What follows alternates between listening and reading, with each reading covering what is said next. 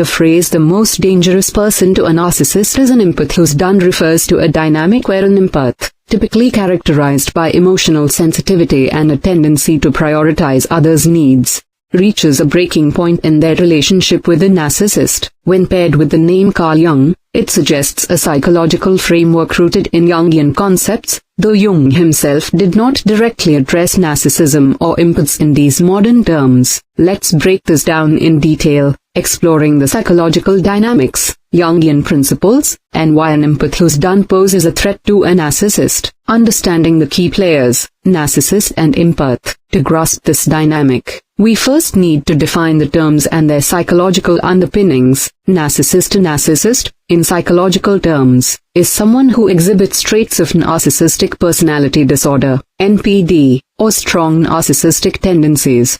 Key characteristics include grandiosity and inflated sense of self-importance and entitlement, need for admiration, constantly seeking validation, attention, or narcissistic supply from others, lack of empathy, difficulty or unwillingness to recognize others' emotions or needs, manipulative behavior, using tactics like gaslighting, love bombing, or devaluation to maintain control in relationships, fragile self-esteem. Beneath the confident facade, narcissists often have a fragile sense of self that relies on external validation. Narcissists thrive on relationships where they can dominate and extract emotional or psychological resources, often at the expense of others. Empath. An empath is not a clinical term but is commonly used to describe someone highly attuned to others' emotions. Empaths are often emotionally sensitive. They feel others' emotions deeply, sometimes as if they were their own, compassionate and giving. They prioritize others' needs, often neglecting their own. Intuitive. They may pick up on subtle emotional cues or underlying motivations. Vulnerable to exploitation. Their tendency to give and forgive can make them targets for manipulative personalities like narcissists. Empaths are often drawn to narcissists because they sense the narcissist's underlying pain or insecurity and believe they can fix or help them, creating a codependent dynamic. Who's done. An empath who's done refers to someone who has reached their limit after enduring the narcissist's manipulation, emotional abuse, or exploitation. This state implies awareness. The empath recognizes the narcissist's toxic behavior and patterns. Boundary setting. They begin to set firm boundaries or disengage entirely. Emotional detachment. They stop feeding the narcissist's need for attention or validation. Self-empowerment. They prioritize their own well-being, reclaiming their emotional autonomy. Why is an empath dangerous to a narcissist? The phrase suggests that an empath who's done poses a unique threat to a narcissist's psychological stability. Here's why. Disruption of narcissistic supply. Narcissists rely on others to provide narcissistic supply attention, admiration, or emotional reactions that reinforce their sense of self. Empaths, with their giving nature, are prime sources of this supply because they offer validation through their compassion and attentiveness. Tolerate the narcissist's behavior longer than others might, due to their empathy and desire to help. When an empath becomes done, they stop providing this supply. By withdrawing attention, refusing to engage in the narcissist's games, or leaving the relationship, they starve the narcissist of the validation they crave. This can destabilize the narcissist, who may react with anger, manipulation, or attempts to regain control. For example, hoovering, where they try to suck the empath back into the relationship. Exposure of the narcissist's true self. Narcissists maintain a carefully constructed facade of confidence and superiority. Empaths, with their emotional intuition, can often see through this mask to the narcissist's insecurities or vulnerabilities.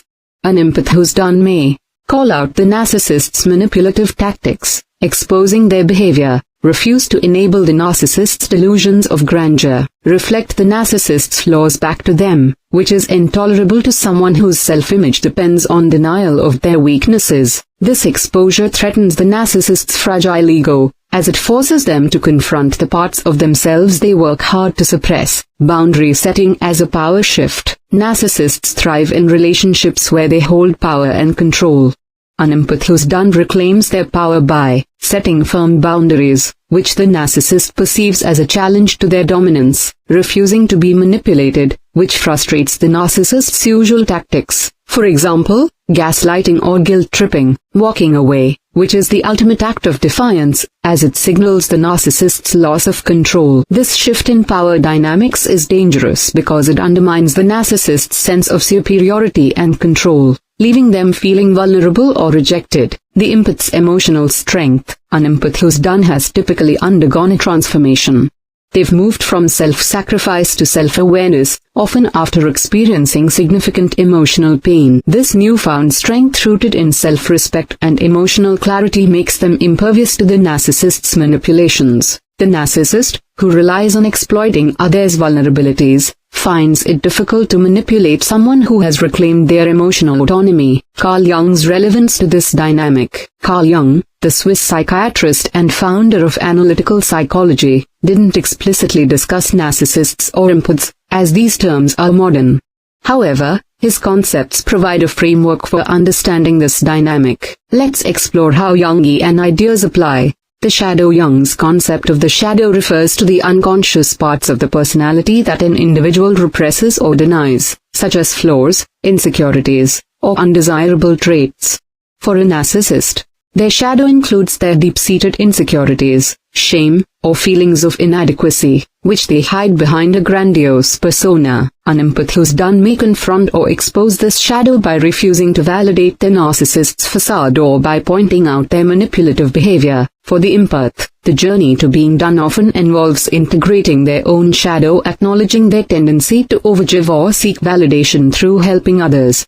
This integration empowers them to set boundaries and prioritize themselves. The persona. Jung's persona is the social mask one wears to present a certain image to the world.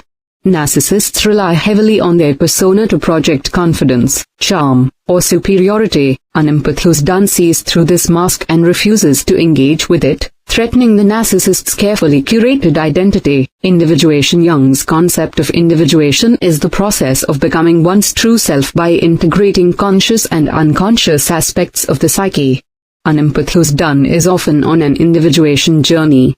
They've recognized how their empathy was exploited and are working to balance it with self-care. They've confronted their own vulnerabilities, for example, people-pleasing tendencies, and developed healthier boundaries. This self-awareness makes them dangerous to the narcissist, who relies on the empath remaining unaware or compliant. Archetypes. Jung's archetypes, universal patterns of behavior, can also apply.